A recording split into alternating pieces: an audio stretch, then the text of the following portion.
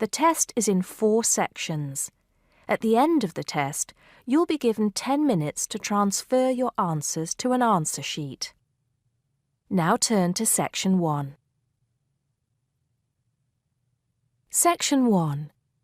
You'll hear a woman complaining about an item she has bought. First, you have some time to look at questions 1 to 4.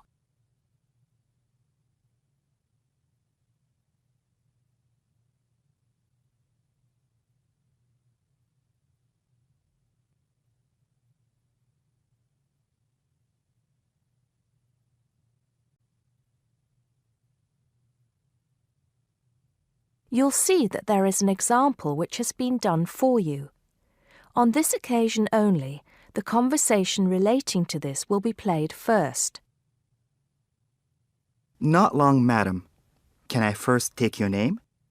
Yes, it's Susan Yorke, Yorke. The woman gives her name, so Susan Yorke has been written next to name on the form. Now we shall begin. You should answer the questions as you listen because you will not hear the recording a second time. Listen carefully and answer questions 1 to 4. Smart Electricals, Mike speaking. How may I help you today? Good morning. I'm calling to complain about an item I recently purchased from your company. I'm not happy with it. Oh, I'm really sorry to hear that. I'll take you through the company's complaints procedure. I'll need to retrieve your files from our records so that we can discuss the problem properly and find a solution. I'll need to take some details from you first. Is that okay? Okay, but I don't have a lot of time. Will it take long? Not long, madam. Can I first take your name? Yes, it's Susan Yorke, Yorke. Okay. Can I have the address, please? Yes, it's Flat 1, 25 Alpine Avenue. That's Alpine Avenue, Harchester. The postcode is HA6 5LD. Okay. Next. Could you give me your telephone number? Preferably one that we can call you on during normal working hours. Well, the home one is 01734 525 268. But you're only likely to catch me on that number in the evenings. I usually have my mobile phone with me during the day, though. It's probably best to take that number then. All right. My mobile number is 0781 233 452. And do you have the order reference number on you, by any chance? Well, I have the receipt that the camera came with in front of me. Ah, good. Which number is it? It's a bit confusing. It should be the 7-digit number on the top left corner of your invoice. Let me have a look. I need my glasses. Found it. It's DMX 8443. Thanks. Now, when did you purchase the item? Well, the camera was delivered last Monday, on the 1st of February. I ordered it online about 2 weeks before that, but I can't remember the exact date. If you have another look on the invoice receipt, the date should be there. Oh, yes. Here it is. January the 15th. Okay, I'll make a note of that. So, the item is a digital camera? Yes, it's the Aqua PowerShot model in silver. Thank you. Did you take out any kind of insurance when you bought it? Well, no, it was on special offer. I didn't need to pay any extra for the insurance because it came with a special 4-star policy. Well, it means you're fully covered for at least another 3 years. Before you hear the rest of the conversation, you have some time to look at questions 5 to 10.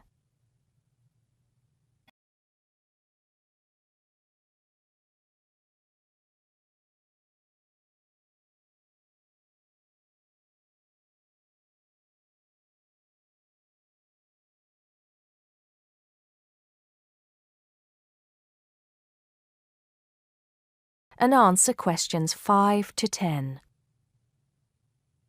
Right. What is the problem? Yes, the first thing is that it came with one memory card in the box when there were supposed to be 2. Oh dear. I'm terribly sorry about that. It must have been an oversight in the packing department. I can do something about that straight away and get one sent out to you. Well, that's not the only thing. I bought it as a present for my niece because she loves swimming. It said on the website that it was waterproof, but when she took it on holiday and tried to use it underwater, it got ruined because water got into the lens. You can imagine how disappointed my niece was. I certainly can. Were those the only problems? No, there was one other thing. It came with a case to protect it. When I opened the box to take the case out, I saw that it had a big scratch on it. We're really sorry about that. I can offer to have the camera repaired for you. In the event that it can't be repaired, we'll send you a replacement. I don't think so. Seeing as it was faulty in the first place, I wouldn't want another one. I think I'd rather have my money back. Can I get a refund? Yes, of course. If you send it back to customer services, I'll make sure it's dealt with. Thank you very much. That is the end of section 1. You now have half a minute to check your answers.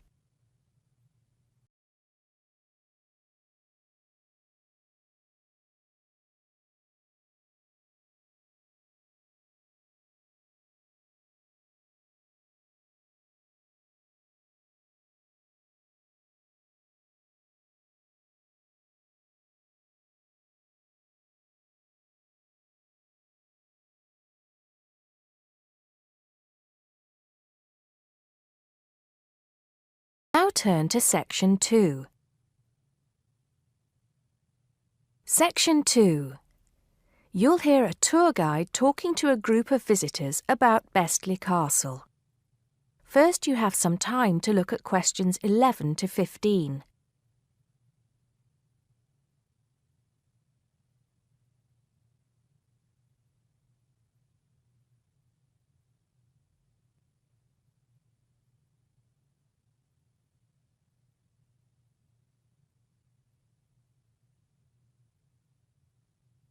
Now listen carefully and answer questions 11 to 15. Welcome to Bestley Castle.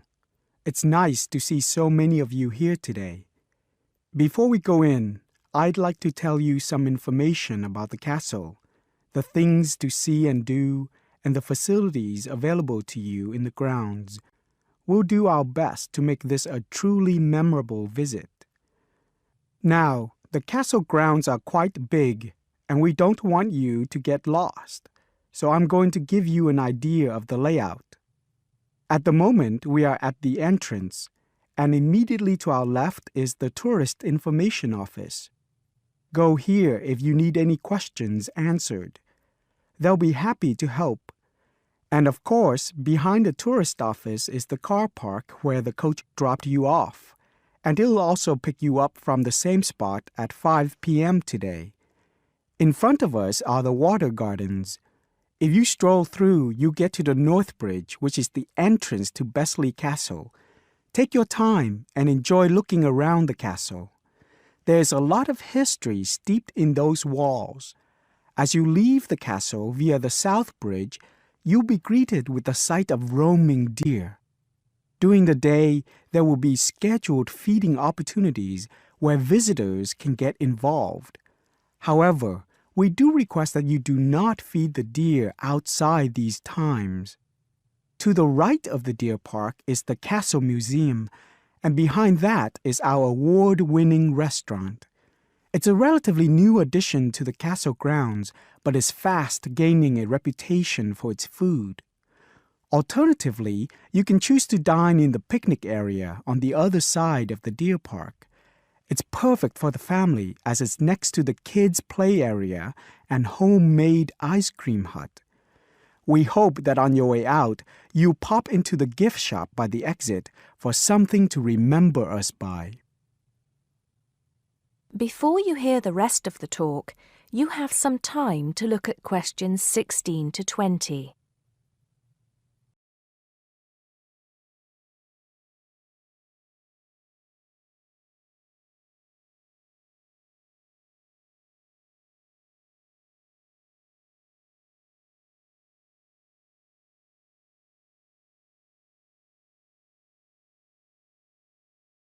Answer questions 16 to 20.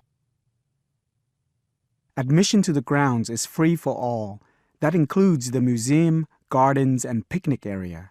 There is an admission fee for the castle, which is £6.50 for adults, with a 10% discount for students and retired people. Children under the age of 16 pay half adult price, and under 8 go in free. There are many spectacular events throughout the year, and for most of them, there's also an admission fee. As these events are in high demand, it's a good idea to book well in advance. Some exciting events planned for this year are the Summer Medieval Festival, where you can watch old-fashioned knights and experience a feast in the halls of the castle, as if you were a guest of King Henry VIII himself. There are several concerts planned this year too, including a rock concert at an admission price of £10 per person and a special jazz concert which is free to the public. I'm sure you'll agree that all tastes and ages will be satisfied. One scary but extremely popular event is the annual Haunted Castle event at the end of October, where the castle comes alive at night. Why don't you come along if you're brave enough? Another sight to see is the fantastic firework display on November 5th, and the cost of that includes refreshments. We also have a long tradition of raising money for charity. The charity event held every year on the first day of May will this year be an archery contest. Entrance is free, but donations are certainly welcome. This year, we'll be collecting money on behalf of a charity for elderly people, Age Concern. Just in case you can't remember all of that, you can pick up a leaflet showing the timetable and prices for all events from the Tourist Information Desk. You can also go online to get this information from our website. That is the end of Section 2. You now have half a minute to check your answers.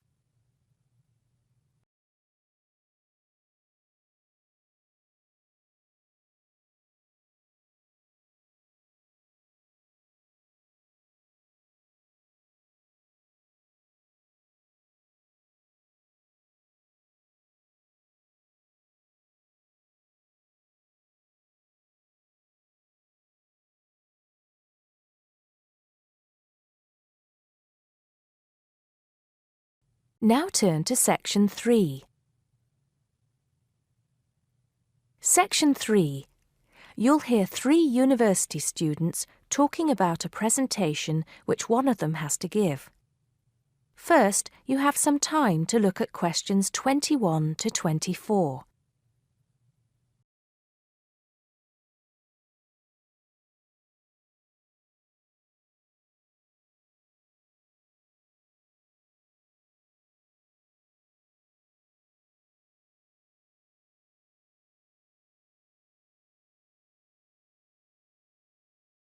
Carefully and answer questions 21 to 24. Hi, Joe. Hi, Isabel. Hi, Paul. Oh, hi, Paul. I've heard you've been stressing out about your presentation on art. I am. Are you still going to talk about the different types of art? Yes. Well, I was planning to, but there's so much stuff on the subject that I'm finding it difficult to put it all into one short presentation. Huh? I usually have the opposite problem. There's nothing worse than going blank, forgetting your words in front of a group of people. Well, the problem is that I don't know how to organize what I want to say in the presentation. Well, you know everything there is to know about the subject. It's just a question of selecting what you want to talk about. Well, there's a lot to discuss about the different periods in art. That's a good way to start. Then you can bring in how specific types of art were popular in each period. Yes, like how sculpture was popular in the classical period and paintings were popular in the Renaissance period. And how now a wide variety of media are used to create modern art. As long as you keep it concise, because it's a large area, there's so many periods and movements in art, and you don't want to just list them one by one. I agree. An explanation of the movements and periods in art wouldn't be too long. You're right. I need to just pick out some key points. Just mention the periods quickly so that I can move on to the real topic of the presentation. Yes, the variety of art, like sculpture, paintings, installations. I have an idea. Why don't you prepare a timeline to show to the class? That would be a nice visual, and it would focus your ideas so you don't get too sidetracked. Great idea. It would certainly cut down on time. Right then, where are we? You'll begin with a very short introduction to the historical periods of art. Then, you'll talk about popular types of art within these periods. That's sorted. Maybe you could also mention some key works of art in each period, like the Venus de Milo statue or the Scream by Edvard Munch, and give some interesting facts on them. That's not a bad idea, because it does give people a frame of reference when I talk about specific kinds of art. After giving a historical context, I should really talk about different forms of art, shouldn't I? Yes, you should. After that, you can conclude with a question on what is considered to be art. Now, that would be really interesting. Yes, comparing the traditional views of art with modern views. Exactly. I think I'll have a collection of pictures, including famous pieces of art from classic to modern, projected on the wall, like the Mona Lisa, and some pop art, and ask people whether they think it's art or not. Before you hear the rest of the conversation, you have some time to look at questions 25 to 30.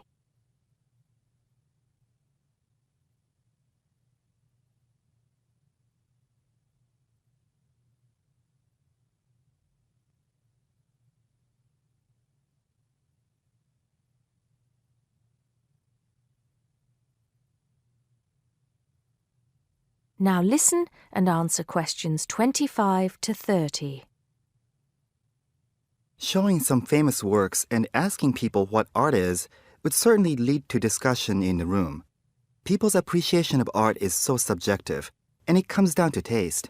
That's what I'm hoping for, some disagreement to liven up the presentation. And you could stick in some really controversial ones like graffiti and modern art installations in between pieces of art that are universally accepted, like the work of the Renaissance painters. Sounds good to me. I have to say, I really don't understand some modern art myself. There was one recently that was just a pile of rubbish. It doesn't require much skill to create, does it? And what does it mean? There's no point to it. Actually, Joe, I like some modern art. It makes you look at the world in a different way. Artists now have the freedom to express themselves completely. Yes, but there is an idea now that anything can be art. I've heard of paintings being sold for large sums of money, which have been done by small children and animals. Now that's ridiculous. Oh, you could find one of those paintings and put it in your presentation, couldn't you, Paul? That would really be interesting. Well, Paul, what do you think? I like it. Just thinking. I'll need to do some more research to find pictures for the slideshow. Yes, we can help you, can't we, Joe? Of course. If you go to the fine art section of the library, I'm sure you'll find everything you need. Just ask the staff and they'll give you access to a slide bank of hundreds of famous works of art. And if you still can't find what you're looking for, use the library computers to go online.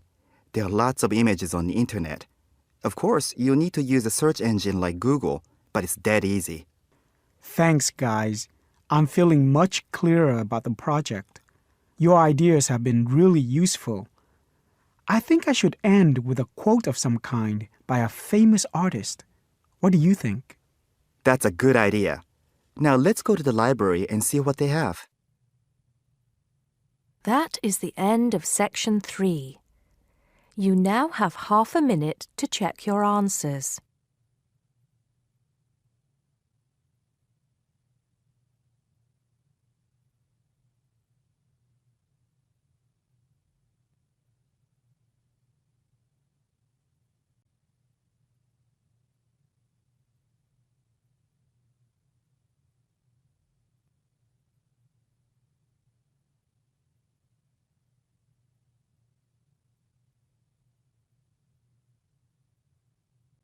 Now turn to section 4. Section 4. You'll hear a lecturer talking to students about languages. First, you have some time to look at questions 31 to 36.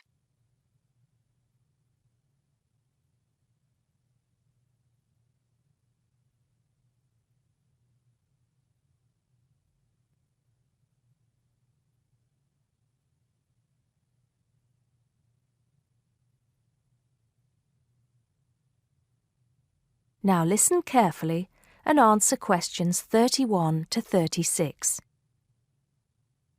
Good afternoon, everybody. Today, in the first lecture on anthropology, we're going to look at languages and how they are disappearing fast and what effect that's having on people and the world as a whole. We hear so much in the news about the possible extinction of animal and plant species in the world. It's a sad thing that one day certain animals will cease to exist. But how many of you are aware that the world's languages are facing a similar threat?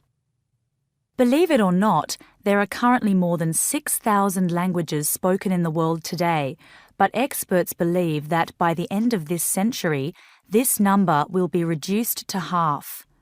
And as each language dies, the culture and specialized knowledge of a community dies with it.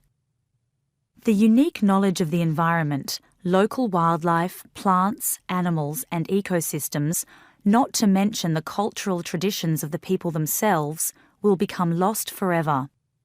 In essence, each language is not just spoken or written words strung together. Language has the power to hold the entire history of a people. Approximately one language dies every 2 weeks. This is an unprecedented situation. Never before in history has there been this rate of rapid decline. Most human languages are spoken by relatively very few people. Let's put this into perspective. The Ethnologue, the leading authority on the world's languages, has put together a list of every living language known to man. There are over 6,500, of which 6,000 have available population figures. Now, 109 million people speak just 10 of these languages, and they are the major languages of the world. At the opposite end of the scale, there are minority languages which are only spoken by a few people, and that's what this chart is illustrating. The number of languages is represented on the vertical axis, and the total number of languages that make up this group is an astounding 1,619. For each of these smaller language groups, the population range of speakers goes from 1 to 999. Even more incredible is the fact that out of these small languages, over 200 of them have a speaker population ranging from just 1 to 9. Imagine only 9 people speaking your language in the whole world, or even only 1 or 2 people. Now, let's think geographically. In total, there are 516 languages that are nearly extinct, where only a few members of the older generation survive. When they die, the language will die with them, lost forever. The majority of nearly extinct languages come from the Pacific and the Americas, making up 74%, followed by Asia at 15%. Europe has the smallest percentage of languages that are nearly extinct, only 2%. Before you hear the rest of the talk, You have some time to look at questions 37 to 40.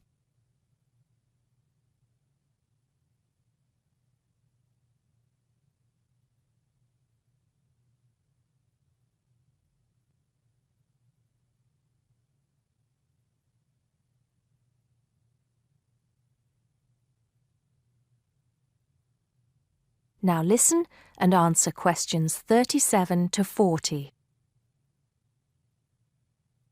Entire languages which have survived for centuries are disappearing as we speak. But why is this happening now? There are several reasons for a language's demise. Globalization has made the world smaller, and technology has made it easier for people separated by vast distances to communicate in a common language, which further ensures the growth in economic status for such communities. Minority languages have given way to the main languages of global communication, like English. On a social level, speakers may feel the minority language to be old-fashioned and behind the times. Maybe even speakers are slightly embarrassed to speak the language of their forefathers, identifying more with an international language that brings with it improved economic status. Now, some do argue that a reduction in the number of world languages is inevitable, and anything to ease communication between nations is a good thing, and granted, there is a point to be made there, but what are the long-term implications of this? Consider this. Language, in both spoken and written form, is the vehicle for oral traditions to be passed down through generations. When a language becomes extinct, this link is broken and these oral traditions are lost. This has enormous implications for the identity of a community. We can't stop the changes that are happening in the world, but we can try to keep languages alive through language maintenance programs and documenting languages before they disappear, so they can be studied and maybe even resurrected in the future. It's also important to remember that many people who speak threatened languages can neither read nor write.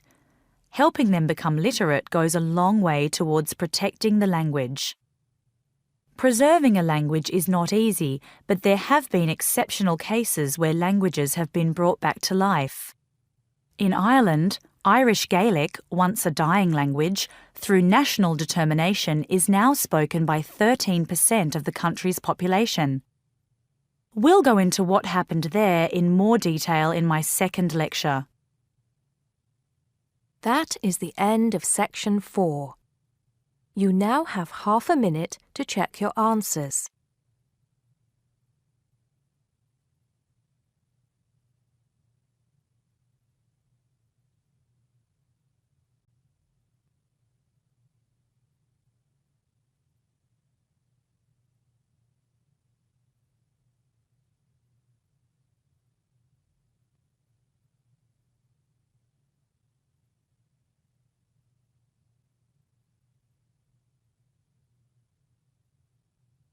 That is the end of the listening test.